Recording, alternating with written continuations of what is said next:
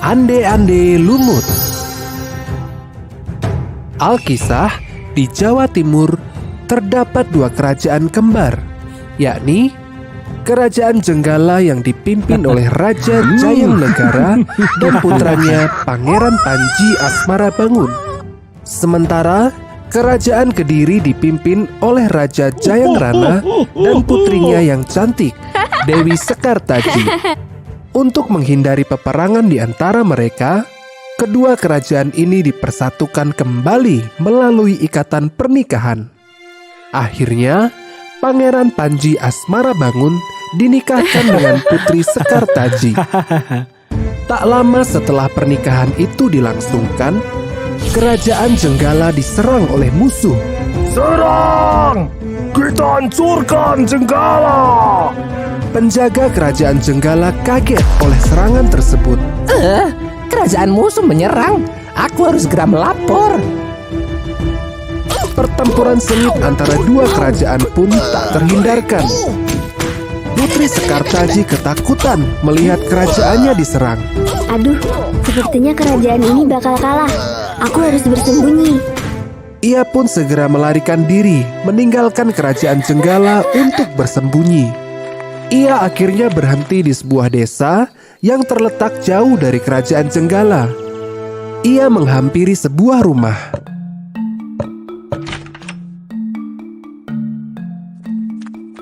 Permisi, maafkan saya, Bu. Saya tersesat. Bolehkah saya tinggal di sini untuk sementara waktu saja? Kemudian, dari dalam rumah muncul suara. Biarkan dia tinggal di sini, Bu. Barangkali dia bisa membantu kita. Sekarang ada yang bisa kita suruh bersih-bersih. Akhirnya, Putri Sekartaji tinggal bersama Nyi Intan dan 3 anaknya, yakni Kleting Abang, Kleting Ijo, dan Kleting Biru. Dewi Sekartaji kemudian diangkat menjadi anak dan diberi nama Kleting Kuning. Selama tinggal di rumah Nyi Intan, Kleting Kuning selalu disuruh-suruh untuk melakukan pekerjaan rumah oleh ketiga saudarinya. Sementara itu, Pangeran Panji Asmarabangun telah berhasil mengalahkan musuh. Akan tetapi, ia merasa sedih karena istrinya telah pergi. Ia sudah berusaha mencari ke seluruh penjuru, namun belum juga menemukan keberadaan Putri Sekartaji. Ketika pangeran hampir menyerah, seorang pengawal datang membawa kabar baik.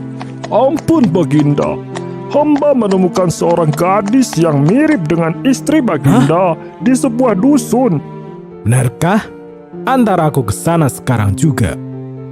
Bersama pengawalnya, Pangeran Panji menuju ke desa yang dimaksud. Ia menyamar sebagai pangeran tampan yang hendak mencari jodoh. Ia juga mengganti namanya menjadi Ande-ande Lumut. Setelah perjalanan panjang, mereka pun tiba di desa Dadapan. Di desa itu, ia tinggal di sebuah pondok kecil milik Mbok Rondo yang baik hati.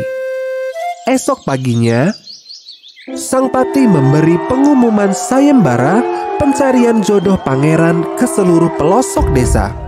Kabar sayembara ini pun terdengar sampai ke telinga anak-anak Nyi Intan. Kak, di seberang desa ada sayembara.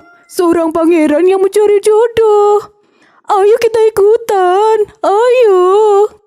Anak-anak Nyi Intan pun akhirnya berencana ikut sayembara itu demi meraup kekayaan sang pangeran. Namun tidak dengan Kleting Kuning.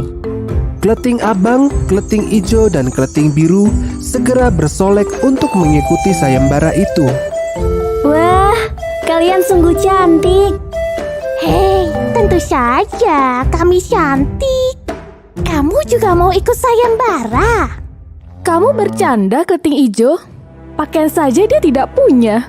Masa mau berjodoh dengan pangeran? Sebaiknya kamu mencuci pakaian-pakaian kotor kami di sungai, Kleting Kuning. Benar juga, Kak.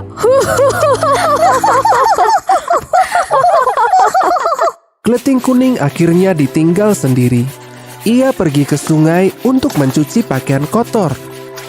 Tiba-tiba saja, ia dikejutkan oleh seekor bangau yang bisa bicara. Tuan Putri, pergilah ke desa Dadapan untuk mengikuti sayembara. Hah? Bangau bisa bicara? Di sana Tuan Putri akan bertemu dengan Panji Asmara Bangun. Bawalah cambuk ini. Jika sewaktu-waktu Tuan Putri membutuhkan pertolongan, Tuan Putri boleh menggunakannya. Tunggu. Belum sempat Keleting Kuning membalas perkataan bangau, bangau itu pergi terbang meninggalkannya. Benarkah yang dikatakan bangau tadi? Apakah Kakanda sedang mencariku? Ataukah dia sedang mencari istri baru? Aku akan memastikannya. Ia pun segera pulang ke rumah untuk bersiap-siap. Sementara itu, Keleting bersaudara terhenti di sebuah sungai yang lebar dengan arus yang sangat deras. Bagaimana ini, Kak? Arusnya deras. Tidak ada perahu yang lewat. Entahlah, Dik. Aku juga tak tahu bagaimana cara kita menyeberang ke sana. Tiba-tiba, seekor kepiting raksasa muncul dari dalam sungai. Wah, kepiting raksasa. Apa maumu? Tenang gadis-gadis cantik, namaku Yuyu Kangkang. Aku akan membantumu untuk menyeberang. Tapi aku punya syarat, yaitu kalian harus menciumku. Keleting bersaudara pun berdiskusi. Bagaimana, Kak? Kita ikuti sajalah persyaratan dia, biar kita segera bisa menyeberang. Baiklah Yuyu Kangkang, kami penuhi permintaanmu. Ketiga gadis pun mencium Yuyu Kangkang. Setelah itu, Yuyu Kangkang dengan cepat menyeberangkan mereka bertiga. Tak lama setelah itu, tibalah Keleting Kuning di tepian sungai yang sama dengan saudari angkatnya itu. Lagi-lagi, Yuyu Kangkang muncul ke permukaan. Hal yang sama dikemukakan kepada Keleting Kuning. Jika ingin menyeberang, kau harus menciumku. Namun, jawaban Keleting Kuning berbeda. Tidak, aku tidak mau menciummu. Keleting Kuning pun mengambil cambuk yang diberikan si bangau. Dicambukkannya ke arah sungai. Seketika, air sungai itu surut. Yuyu Kangkang pun dibuat kaget olehnya. Bagaimana mungkin? Air sungaiku surut. Yuyu menjadi ketakutan. Ia bahkan menawarkan tumpangan untuk menyeberang tanpa syarat.